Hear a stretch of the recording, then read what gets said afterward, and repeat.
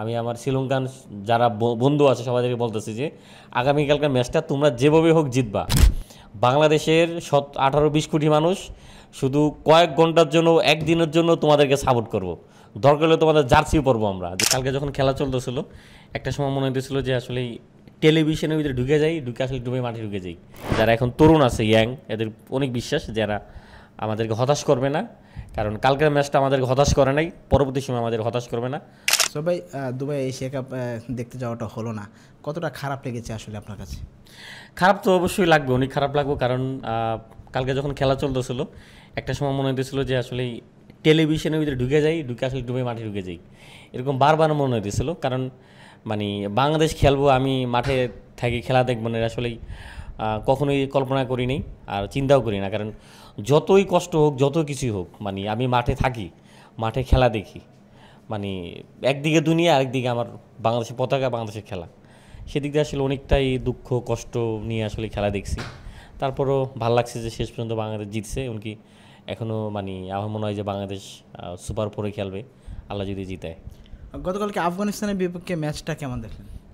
অসাধারণ ছিল, অসাধারণ। কারণ মানে হারলেই কিন্তু আমরা বাদ পড়ে যাই, হারলেই বাদ পড়ে যাই।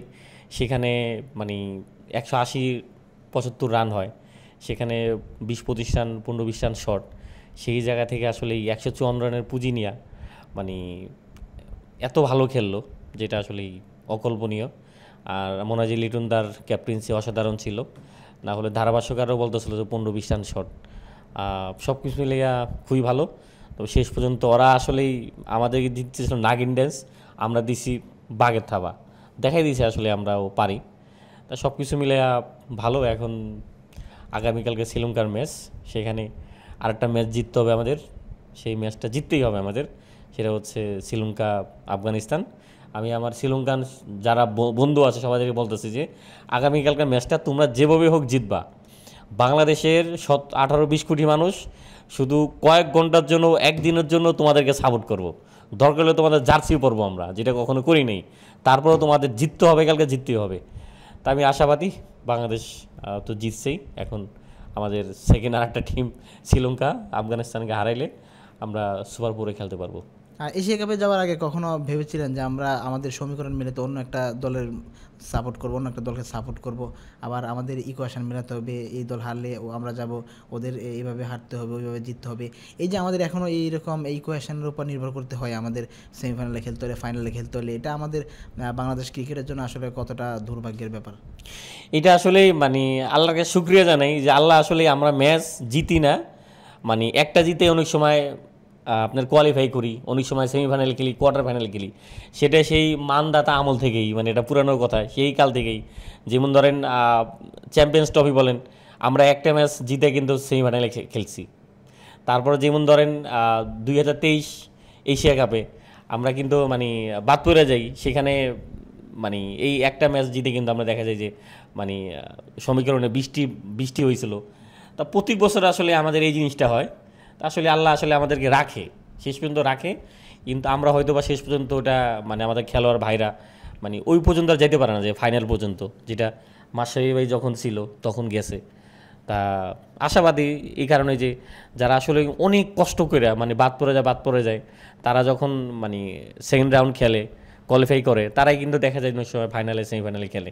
তা আমি আশাবাদী যে সেই দিক থেকে মানে বিশ্বাস আছে ভাইদের প্রতি, যারা এখন তরুণ আছে ইয়াং, এদের অনেক বিশ্বাস যারা আমাদেরকে হতাশ করবে না। কারণ কালকের ম্যাচটা আমাদেরকে হতাশ করে নাই, পরবর্তী সময় আমাদের হতাশ করবে না, ওরা আরও ভালো খেলবে। যদি এখন শ্রীলঙ্কা যদি আমাদের হতাশ না করে, শ্রীলঙ্কা যদি আমাদের হতাশ করে, তাহলে কিন্তু আমাদের আর দুঃখের কোনো শেষ নাই। দেখা যাক, উনি আশাবাদী তৈরি দয় জাকির আলী।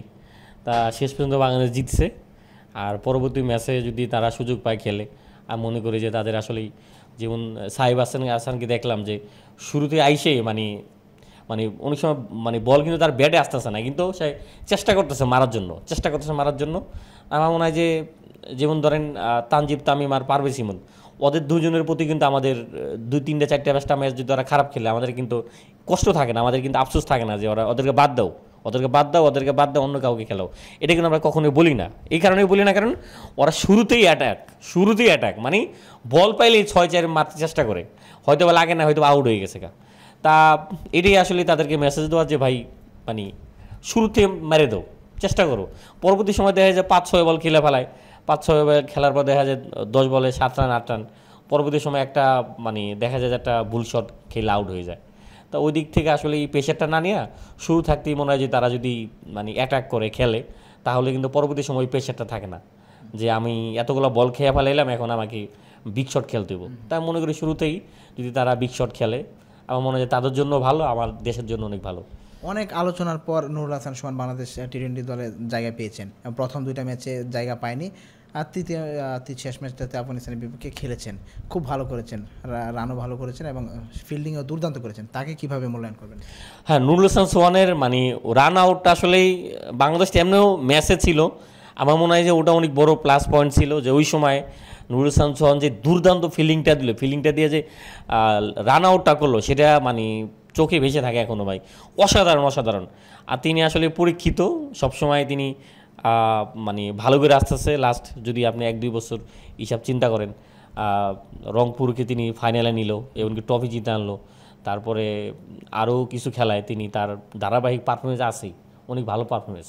তিনি আসলে পরীক্ষিত এখন, আমার মনে হয় যে তাকে এখন কন্টিনিউ সুযোগ দেওয়াটা ভালো মনে করি আমি। এই দলটাতে সাব্বির রহমানকে মিস করেন কিনা? কারণ সাব্বির রহমান ন্যাশনাল টিমের বাইরে যেখানে খেলছেন, এনসিএলে খেলছেন, খুব ভালো করছেন। তার যে বৈশিষ্ট্য ছক্কা মারা, তিনি রীতিমতো এটা বড় বড় ছক্কা খাচ্ছেন, ছক্কায় বেশি বেশি রান করছেন। বাংলাদেশ টিমে আসলে তার প্রয়োজনীয়তা এখনও কতটুকু? সাব্বির রহমান আসলেই সবাই মিস করে, বাংলাদেশের সবাই। হয়তোবা তিনি ফর্মে নাই, 1-2টা ম্যাচে দেখা যায় যে হয়তো রান পাইছি, কিন্তু 1-2টা ম্যাচে আসলে রান পাইলে তাকে আসলেই বিবেচনা করবেন। হয়তোবা ধারাবাহিকভাবে যদি তিনি পারফরমেন্স করে আসে হয়তোবা তখন বিবেচনা করব। সবাই আমরা মিস করি তার ওই বিগ শট, তার ওই খেলার ধরন, মানে যেটা তাকে বলতাম আমরা যে মানে আমরা একটা নাম দিয়েছিলাম মানে সুনামি সাব্বির মানে মানে ওরকম জ্বর, সুনামির মতো জ্বর ইনিংস খেলেন। তা সেই সাব্বির ভাইকে আসলে আমরা মিস করি এখনও। আসলেই মানে চাই যে আসলে এইরকম অ্যাটাকিং ব্যাটসম্যান বাংলাদেশে মানে এখন পর্যন্ত আসলেই আসে নাই, তিনি যে জড়ো ব্যাটিংটা করতেন তা অবশ্যই মিস করি।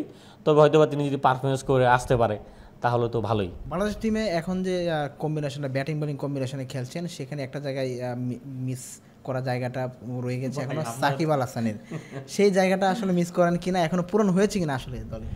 সাকিব ভাইকে তো সবাই মিস করে ভাই, সাকিব ভাইকে সবাই মিস করে। আর সাকিব ভাইয়ের জায়গা পূরণ হওয়ার মতো ভাই এখনও আসলেই ধারাবাহিকভাবে দেখতেছি না। আমাদের মিরাজ পারফরমেন্স করতেছে, মানে আসা যাওয়ার ভিতরে আছে। তা একবারে সাকিব ভাইয়ের মতো যে সেটা না, তবে হয়তোবা সময় হইলে হয়তোবা দেখা যাবে 4 বছর 5 বছর পর হয়তো দেখা যাবে একটা চান্স আছে মেহেদী হাসান মিরাজের যে ওই জায়গাটা যাওয়ার। তারপরে জানি না আসলে যেতে পারবে কি না, কারণ পারফরমেন্স তো সবসময় একরকম থাকে না। তবে সাকিবের জায়গা আসলে ওই জায়গাটা আসলে কখনোই পূর্ণ হওয়ার মতো নয়। মিরাজের কথা বললেন, মিরাজ এই এশিয়া কাপ দলের চান্স পায়নি, মানে হতাশার বিষয়টা কি না, বা মিরাজও কি ওই রকম নিজের পারফর্ম করে জায়গাটা ফুলফিল করতে পেরেছে কিনা মনে হয়? টি-20তে আসলেই তারা বিবেচনা করছে, টিম ম্যানেজমেন্ট থেকে শুরু করে। আসলেই আমরা আসলে ক্রিকেট ফ্যান ভাই, অত গভীর কথা চিন্তাও করি না, আর ভাবিও না, ভাবলেও মানে অনেক সময় অনেক কিছু চাইলেও আসলে বলা যায় না, কারণ সবাই যদি মানে বলে আসলেই কাউকে না কাউকে তো তাদের পাশে থাকতে হবে। দেখ, আমরা এশিয়া কাপে ফিরে আবারও সামনের ম্যাচে শ্রীলঙ্কাকে নিশ্চয়ই মন থেকে সাপোর্ট করবেন। কি মনে হয়, আমরা কি এত সব ইকুয়েশন পেরিয়ে আবারও দ্বিতীয় রাউন্ডে যেতে পারবো? আমি মনে করি মানে শ্রীলঙ্কা আফগানিস্তানকে ভালোভাবে হারাইব, এবং আমরা ইনশাল্লাহ মানে আশা রাখি, স্বপ্ন রাখি যে বাংলাদেশ সেকেন্ড রাউন্ডে চলে গেছে, খেলবে, এবং আল্লাহ চাইলে ফাইনালও খেলতে পারি আমরা। কারণ মানে এখানে ইন্ডিয়া ছাড়া যতগুলো টিম আছে মানে সবগুলো টিমই লড়বড়ে, মানে অতটা যে ভালো সেটাও না। পাকিস্তানের কথা বলেন একবারে পুরো লড়বড়ে, শ্রীলঙ্কার কথা বলেন মানে যে হংকংয়ের সাথে আমরা যে খেলছি মানে তার সে মানে শ্রীলঙ্কা হাইরে জিতে গেছে গা। তো ওই দিক দিয়ে মানে হংকংয়ের সাথে আমরা অনেক ভালো খেলছি হিসাব করলে। তা কোনো টিমই আসলেই মানে ইন্ডিয়া ছাড়া আমি দেখতেছি না যে মানে ভালো, সবই লড়বড়ে। তো ওই দিক দিয়ে কালকে যে ম্যাচটা খেলছে বাংলাদেশ অনেক কনফিডেন্ট জোগাইছে, এই অল্প রান নিয়েও বাংলাদেশ ম্যাচ জিতেছে। আশাবাদী হয়তো বাংলাদেশ ওই জায়গাটায় যাইব। একটা বিষয় হচ্ছে, রশিদ খানের আফগানিস্তান কি ভেবেছিল যে বাংলাদেশের বিপক্ষে হারবে তারা? কারণ আফগানিস্তানের যে কোচ জনাতন ট্রট খুব মানসিকভাবে শক্তিশালী ছিল যে বাংলাদেশের বিপক্ষে জিতবে, এবং মোটামুটি কটাক্ষ করে বলছিল যে বাংলাদেশ, আমি শুনেছি বাংলাদেশ কয়েকটা ম্যাচ ফাইনালে খেলেছে, রসিকতা করেছে। এটা আসলে জানি না সে রসিকতা করছে কিনা, না আসলে তিনি জানেনই না, কারণ তিনি ইন্টারন্যাশনাল একজন খেলোয়াড়, তার অবশ্যই জানার কথা যে বাংলাদেশ এশিয়া কাপ জিতছে কিনা। তা তিনি যে আসলেই হয়তো যে ঠাট্টা মস্করা করে থাকে আমাদের কিনে, আমাদের বাংলাদেশ কিনা, সেটার আসলে প্রতিফলন কালকে বাংলাদেশ ভালোভাবে দেখাই দিছে। এটা আসলে আর কিছু বলার নেই, মাঠে জবাবটা মাঠেই তাদেরকে দিয়ে দিছে।